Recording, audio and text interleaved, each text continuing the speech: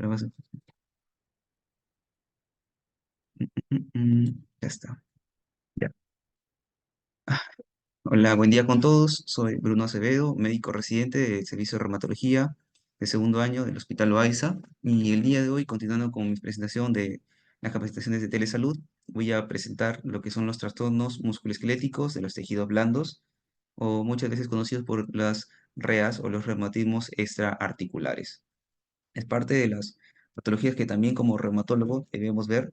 Muchas veces piensan que los reumatólogos solo vemos las que son las enfermedades autoinmunes, pero también debemos ver lo que es el sistema osteomuscular no traumático. En este caso, me parecía de utilidad este tema, ya que muchas veces no saben que nosotros vemos todo lo que es el sistema osteomuscular, este sistema locomotor, que no, que piensan que solo medicina física o el traumatólogo o incluso hasta medicina interna debería manejar, pero no, esta es parte de nuestras competencias como especialistas que em, debemos evaluar y por lo tanto me parecía de utilidad para que otras especialidades o médicos de primer nivel refieran a los pacientes en caso de que tengan esta complicación a la hora de manejarlos, ¿no? Porque esto tranquilamente se podría ver en un primer nivel, pero muchas veces eh, no existen los equipos necesarios que nos ayudarían a un diagnóstico más fino. Pero de todas maneras, el manejo en casi todos estos casos es muy parecido. Entonces, empezamos con lo que son, ¿qué son estos trastornos musculoesqueléticos de las partes blandas? Son esos síndromes patológicos focales, no sistémicos, en los cuales se ve comprometido el tejido periarticular, que incluye ello, músculos, tendones, ligamento, la fascia, que vendría a ser aquello que recubre el músculo, la, sap- la saponeurosis, los retináculos, las bursas y el tejido y el tejido subcutáneo. Este lo podemos dividir en múltiples categorías. En este caso tomé una clasificación de UpToDate, en las cuales lo divide en 9. Tenemos tendinitis, entesitis, fascitis, bursitis, trastornos estructurales, trastornos de atrapamiento neurovascular, síndrome de dolor regional complejo, o el SDRC, síndrome de dolor miofacial y los trastornos de dolor generalizado. Entonces, cada una de estas estructuras puede tener su propia patología de acuerdo a dónde se encuentre ubicada. Entonces, para no confundirlos, la entesis vendría esa parte del tendón en el cual se va a insertar en el hueso, el tendón, esa comunicación entre el músculo y el hueso. Muchos de estos tendones tienen una bolsa sinovial, en la cual cuando se inflama, bueno, cuando se inflama la entesis, estamos hablando de entesitis, cuando se inflama el tendón, tendinitis, cuando se inflama la bursa que rodea este tendón, hablamos de una tenosinovitis, y cuando se inflama la parte proximal de este tendón que da hacia el músculo, el paratendón, hablamos de una peritendinitis. ¿Sí? Entonces, quisiera que tengan claro esa imagen para cuando hablamos de una tendinitis o tendonitis, viene a ser ese trastorno en el cual se ve alterada por un proceso inflamatorio local ese tendón, ya sea por un uso excesivo, por una lesión deportiva, el mismo trabajo repetitivo, alteraciones metabólicas, como podrían ser los depósitos, sobre todo cálcicos, o algunos fármacos, sobre todo las fibroquinolonas y las estatinas, pueden provocar esta inflamación. Los sitios comunes donde es, sobre todo, el hombro, lo que hablamos, el manguito rotador, cualquiera de sus tendones, ya saben, el supraespinoso, el infraespinoso, el redondo menor o el subescapular, en cualquiera de esas estructuras, cuando hay un trabajo repetitivo, sobre todo en el hombro, hablando de un hombro doloroso, puede provocar esa inflamación y que un médico en la atención primaria, al pedirle que eleve el brazo, y provoque dolor, lo que llamamos la maniobra de arco doloroso, puede manejar ese dolor, pero si quiere hacer un manejo más fino, más claro, o tenerlo de todo claro, un paciente que no mejore esa molestia, mandarlo de todas maneras a un reumatólogo para que hagamos ecografía de esa zona. Nosotros nos encargamos de hacer la ecografía musculoesquelética y determinar cómo este tendón puede estar calcificado, se puede haber desgarrado, puede haber sido, o no solo ese tendón, puede ser una bursa de la misma zona que esté inflamada. Otras zonas son el epicóndilo lateral, el epicóndilo medial.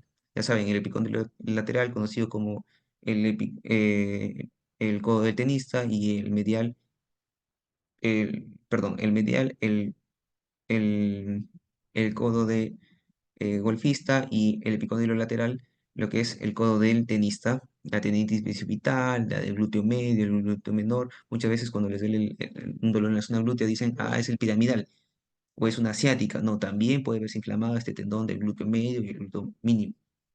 una tendinopatía de Aquiles, tendinopatía de la flexión radial del carpo, ya saben, la tendinitis de Carbein, del compartimiento de la muñeca, de los extensores de la muñeca. Entonces, a tenerlo en cuenta. La entesitis, ya saben, es inflamación a nivel de la inserción, a nivel netamente del- de los tendones o los ligamentos o las cápsulas articulares o la misma fascia hacia el hueso. Esa parte que bordea es la entesis, cuando esta se ve inflamada. Los sitios comunes, ¿cuál es? La fascia lata, pero ¿en dónde? En su inserción, no toda la fascia, porque estamos hablando de un compromiso de la fascia lata, sino donde se inserta, ya sea de manera proximal o de manera distal, podría provocar una entesitis. El dolor en el tendón de Aquiles también estaríamos hablando de una entesitis. Sobre todo la ecografía nos va a resultar útil para estos diagnósticos. Cuando hablamos de la fascitis, cuando hay una alteración en la misma fascia, pues, ¿no? Como su mismo nombre menciona. Al examen clínico, sobre todo, por ejemplo, la fascia lata del paciente, cuando lo colocamos en el cúbito lateral y palpamos toda esa zona que debería estar, esta fascia, va a provocar dolor, no solo a nivel del glúteo, el trocánter, que puede estar asociado a una patología de la bursa trocantérica, sino en toda esa extensión debería el paciente tener dolor, o al pedirle al paciente que estire, levante apoye el pie, el talón sobre una superficie, como una silla puede ser, y tire el cuerpo hacia el lado hacia el lado contralateral, va a provocar toda esa extensión, entonces haciendo sospechar de una fascitis. Entonces, ¿en qué zonas hay fascia? Por ejemplo, en la mano, con la contractura de Dupuytren, en la fascia lata, en la fascia plantar. Si es un compromiso sistémico, ya venimos hablando de una fascitis necrotizante o que tenga un infiltrado de eosinófilos, una fascitis eosinofílica. Siempre llamados del hemograma y, bueno, en este caso estaremos hablando de una biopsia, un estudio mayor. ¿No? Como ya había mencionado, también otras estructuras vendrían a ser las bursas o esas bolsas que están rodeando las articulaciones para reducir la fricción, ayudar a una mejor movilización, evitar el roce continuo que provocaría inflamación de los mismos tendones, inflamación de la misma musculatura, desgarros. Entonces, cuando sospechamos de que está inflamada una bursa, igualito, manejo repetitivo o incluso los pacientes con gota, este, por la formación de granulomas, puede tener un aumento de este volumen de la bursa. Para los pacientes con artritis reumatoide, también esta bursa se puede ver inflamada. Entonces, ¿cómo le vamos a hablar al paciente? Con una sensibilidad justamente en esos puntos donde sospechamos que haya una bursa. Por ejemplo, si lo ponemos al paciente de cúbito lateral y tocamos a nivel del trocánter, ahí sobre todo hay una bursa. Hay varias bursas ahí, pero sobre todo una bursa mayor. Simplemente al tocar en ese punto estaríamos sospechando de que tiene una bursitis por compromiso de la bursa trocantérica, ¿no? Dentro de otros trastornos estructurales, podemos mencionar alteraciones tanto en el movimiento articular como la laxitud articular. También puede haber una simetría corporal que causa trastornos de dolor regional, síndrome de mala alineación, miserable en los pacientes que tienen defectos en los miembros inferiores. eh, que tienen los pies metidos, hablaremos de un síndrome de mala alineación miserable, también asimetrías faciales que comprometen la articulación temporomandibular, en este caso en la imagen, como puede evidenciarse, hay una ligera asimetría facial, hay un área que está más hundida que la otra, la boca está ligeramente desviada hacia un lado, entonces pensar en un síndrome de mala alineación, un síndrome de hiperlaxitud articular, creo que acá no lo mencionó, ¿no? Pero pacientes, a la hora que hablamos hiperlaxitud articular, existen criterios, eh, por ejemplo, le podemos pedir al paciente que haga, para darles eh, un, un término correcto. Perdón, deme un segundito.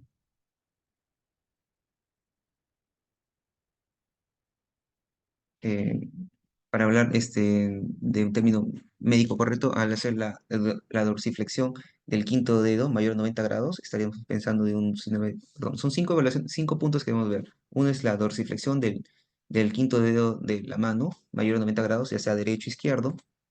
Le pedimos al paciente mayor a 90 grados, yo tengo cierto grado de hiperlaxitud. Por ejemplo, la posición del pulgar en el antebrazo, al pedirle que haga esto, lo correcto sería así. Eso, al tener una posición del pulgar bien marcada, también nos haría sospechar, tanto derecho e izquierdo. En la hiperextensión del codo, le podemos pedir al paciente que estire esa hiperextensión mayor a 10 grados. Lo normal es que sea recto, sea de 180 grados, pero al estirar de más, estaríamos sospechando también de una hiperlaxitud este, Ahí también sería un punto en el lado derecho, un punto en el brazo izquierdo. Al pedirle al paciente que toque, esté paradito, recto, sin flexionar las rodillas, al pedirle que toque el piso con las palmas y al llegar al tocarlo, también en el lado derecho o en el lado izquierdo, sería un punto, y igual manera, así como hemos hecho una hiperextensión del codo, también podemos hacer una hiperextensión de la rodilla. Si la rodilla del paciente eh, se extiende más de 10 grados, lo normal es que, como les mencionado, que sea recto, de una línea recta. Si este sobrepasa mayor a 10 grados esa rodilla o las tira hacia atrás las rodillas cuando el paciente está de pie, estaríamos pensando también de una hiperlaxitud. Cuatro a más de estos 9 puntos que he mencionado nos haría sospechar de un síndrome de hiperlaxitud articular según los criterios de Bateson se llama, ¿no? Em, pero esa es una condición que nos llevaría a que el paciente sufra lesiones, dolores musculares, que debería ser evaluado. Otra de las patologías es el atrapamiento neurovascular. Puede ocurrir dentro del canal espinal, en los recesos laterales, estenosis espinal central, o en las raíces nerviosas, haciendo una estenosis de este foramen de salida, o a lo largo del curso de los nervios periféricos. ¿Cuál es la principal patología que como reumatólogos vemos? Bueno, son dos. Perdón, me acaba de aparecer una carpeta. Un segundito del Zoom. Ya está. Listo.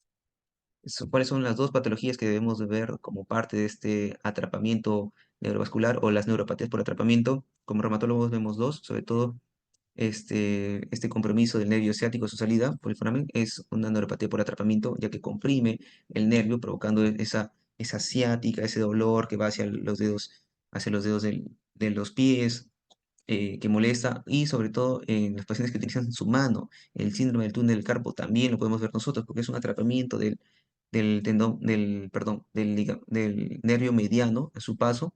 Pacientes, sobre todo los que trabajan en oficinas y tal, los pianistas, las cocineras. El mismo trabajo repetitivo va a provocar una inflamación, un estrechamiento, porque acá pasa el tendón mediano, perdón, el nervio mediano, y este retináculo, esta fascia, que debido a la inflamación de los otros tendones va a atrapar al nervio, va a provocar adormecimiento, parestesias, que cuando esto se cronifica, si no se corrige, si no hay una correcta evaluación y un correcto manejo, va a hacer que el paciente se atrofie esa musculatura, no solo comienza a sentir parestesias, hormigueo en las manos, sino que poco a poco va a comenzar a atrofiarse. Al pedirle al paciente, va a perder lo que es la musculatura tenar, la hipotenar, va a verse alterado, puede ver a veces los interóseos también pueden verse comprometidos, haciéndose más evidentes estos ligamentos, el signo de la doble tabaquera. El paciente va a comenzar a perder fuerza en las manos, se le va a caer. Tener cuidado las personas que utilizan bastante las manos. Ya saben las maniobras de Tinel, Fallen, para poder evidenciar si estuviéramos sospechando. Incluso una sensibilidad de especificidad más alta es cuando hacemos la maniobra de Durkheim, al pedirle al paciente presionar sobre sobre el nervio mediano. Al presionar con nuestra mano, el paciente podría presentar a los 30 segundos de haberlo presionado esas parestesias en las manos, ese adormecimiento, sobre todo segundo, tercero dedo de la mano. Estaremos sospechando de un síndrome de túnel del carpo, que se vendría a ser una neuropatía por atrapamiento. Otro es el síndrome de dolor regional complejo, en los cuales estos pacientes se puede manifestar como una distrofia, bueno, también se le conoce como distrofia simpática refleja, algodistrofia, causalgia o síndrome hombro-mano, en el cual hay una lesión nerviosa u otro traumatismo que va a provocar una alteración en esa zona. Sobre todo en los brazos he visto que los pacientes llegan con un dolor ardiente, intenso, con edema, alodinia, hiperpatía, que va a provocar una actividad sudomotora. El paciente, hay un lado, muchas veces el paciente llega diciendo que le han dado antibióticos porque su mano está caliente, a diferencia que la otra, que siente hormigueo, fastidia, una corriente, y se ve, uno toca la palma de la mano o lo pasa y esa zona está más caliente, está más sudorosa a comparación de la otra. Estaremos sospechando una distrofia simpática refleja, este, existen tipo uno tipo 2 pero haciendo de manera breve, no porque esté caliente, esté doloroso, significa que está inflamado, está infectado. Podría ser simplemente un compromiso nervioso, parte de estas patologías del sistema osteomuscular. El síndrome miofascial es un trastorno regional causado por lo que son los puntos gatillo. En este caso, hablamos de una banda de músculo el cual va a tener un punto central, el cual va a desencadenar todo esto, provocando un dolor referido con sensibilidad específica y a veces de síntomas autonómicos. Hay diferentes puntos gatillo en todo el cuerpo, pero en este caso tenemos los puntos de los músculos selectores de la columna, en la fascia glútea, en la fascia presacra, que uno al presionar, o sea, puede estar todo un dolor en toda una zona, el paciente puede decir, me duele toda esta zona, doctor, o bueno, toda esta bueno, en este caso estoy haciendo el brazo, toda esta zona, que cuando me tocan acá, justo hay un punto en el cual lo tocan al paciente, dan justo en el punto gatillo, es diferente punto doloroso, punto gatillo, en este caso tocan el punto gatillo y el dolor se desencadena en toda la zona, es muchas veces acompañado de síntomas neurovegetativos. Puede provocar palpitación, sudoración, molestia. Entonces, estaremos sospechando un síndrome miofacial. Aquí hay diferentes puntos gatillo, tanto en la, en la parte anterior del cuerpo como en la parte posterior. No son todos, existe todo un estudio de este síndrome miofacial y un montón de puntos gatillos, pero los más comunes son los que presento en estas diapositivas, a tenerlo en cuenta. Con respecto a los trastornos de dolor generalizado, tenemos el síndrome de hipermovilidad y la fibromialgia y los trastornos somatomorfos. Con respecto al síndrome de hipermovilidad, este resulta de la pérdida del tono muscular de una persona con laxitud articular. Como ya había mencionado antes, el síndrome de hiperlaxitud articular, en este caso, son típicos de los trastornos de artralgia generalizadas, una sensación de hinchazón de las articulaciones, sin signos físicos, objetivos de aumento de volumen, ¿no? Que pueden durar horas hasta días, semanas o incluso meses, algunos pacientes que se lesionan, que no se logra evidenciar esto. La fibromialgia, que vendría a ser un síndrome clínico caracterizado por dolor generalizado, fatiga, que yo voy a mencionar, voy a ahondar un poco más adelante, y lo que son los trastornos somatomorfos, trastorno de somatización y trastorno de conversión. Cuando hablamos del trastorno de somatización, es aquel que se caracteriza por la presencia de múltiples síntomas físicos que afectan diferentes partes del cuerpo, mientras que el trastorno de conversión es la presencia de síntomas físicos que simulan una enfermedad médica, pero que no tienen una causa física aparente. Cuando mencionamos la fibromialgia, como he mencionado, ahondando un poco más en esto, estamos hablando de una enfermedad del sistema musculoesquelético mayor a 3 meses, asociada a múltiples síntomas como es fatiga, alteración del sueño, disfunción cognitiva y trastornos depresivos. Esto es una esfera que es sobre todo por descarte. Antes se hablaba de los puntos dolorosos que vendrían a ser 18, que se podrían ubicar, bueno, en estas partes, ¿no? Estos 18 puntos que tenían un,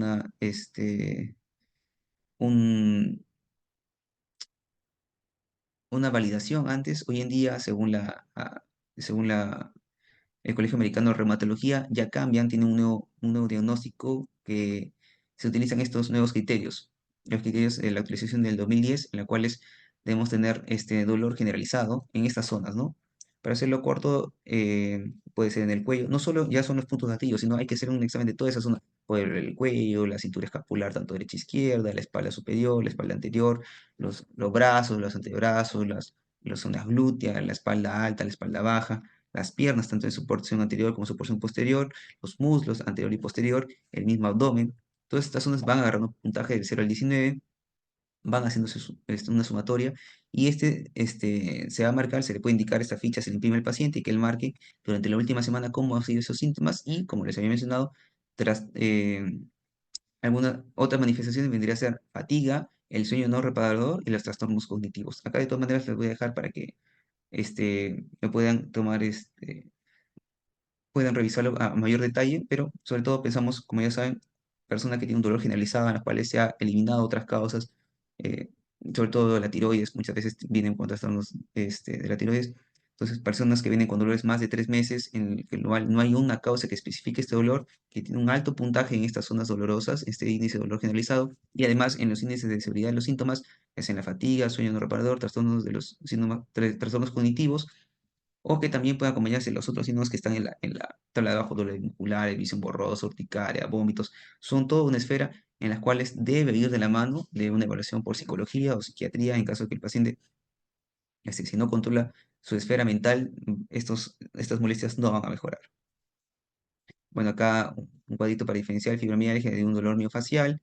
Simplemente que la principal diferencia es que la fibromialgia es un dolor generalizado, mientras que un síndrome miofascial es en una zona, en un territorio, sobre todo un brazo o una pierna, que es un dolor irradiado acompañado de síntomas vegetativos, a diferencia y que tiene que tener un punto gatillo. A diferencia de que la fibromialgia no es que necesariamente que tenga un punto gatillo, sino toda la zona puede estar dolorosa y se va a acompañar de sueño no reparador, fatiga, trastornos cognitivos. Eh, Siempre hay que excluir una enfermedad sistémica, diabetes, trastornos tiroideos, neoplasias ocultas, reacciones a medicamentos, eliminar lo que son factores agravantes, como podría ser las posiciones inadecuadas al descansar. Hay que orientar al paciente. Hay técnicas de relajación, técnicas de cómo dormir. Deben ir a acudir por reumatología, acudir por psiquiatría, acudir por psicología. De todas maneras, las terapias, no dejar de lado la esfera mental. Muchas veces dicen, necesita ir al psicólogo, no va al paciente, no mejora, pero parte de este espectro, el sueño reparador, que se relaje el músculo, que suelte sus nudos, la medicación que se le deja va a ayudar a su mejoría. Bueno, esto es un poquito más de lo que había explicado. Siempre hay que explicar el pronóstico del paciente de acuerdo a la clínica que pueda presentar, darle validez a su dolor. Hay que decir que es un dolor, hay que entender que para él, para él o para ella, sobre todo en mujeres, por más que uno evalúe y muchas veces no encontremos nada, ese es un dolor real. Debe recibir medicamentos, debe recibir terapia, debe recibir atención. Hay que mandar al paciente a descansar, debe recibir hielo, la mnemotecnia RICE, descansar, hielo, compresión de los tejidos lesionados, elevación del miembro en caso de que aumente el volumen. En este caso, lo descrito por Janet Travel y David Simmons al hablar del síndrome miofacial. Bueno, esta es una diapositiva que se me ha pasado, debió haber estado más arriba, hablando de, bueno, solo para añadir, ¿no? Que hablamos de un síndrome miofacial cuando tiene una banda palpable tensa, un punto gatillo y este dolor es referido. Esto se me ha salido, este era para mencionarlo antes. Bueno, ya saben, la anamnesis de los pacientes. Bueno, en este caso estaba ahondando en lo que es el síndrome miofacial. Siempre el examen clínico, la anamnesis, es importante a la hora de evaluar al paciente. Muchas veces yo cuando estaba en pregrado evaluaba al paciente, nos decían que existían ciertas maniobras, pero todo el sistema muscular es todo un mundo que debe ser evaluado de manera este, objetiva. Existen tablas para medición, no porque hagamos una maniobra y no encontremos algo, cada maniobra tiene su sensibilidad y especificidad, no porque digamos, este paciente no tiene tal lesión porque le he hecho esta maniobra bueno, eso lo aleja el diagnóstico, no. Existen su verdadero positivo, su falso negativo, entonces a tener en cuenta siempre lo va a evaluar el paciente. Y en caso que la patología persista, o muchas veces pedimos una ecografía, una radiografía y no sale alguna lesión, la mejor prueba para ver este, alguna lesión del sistema muscular es la resonancia magnética, pero siempre bajo una indicación médica y tras haber sido evaluado.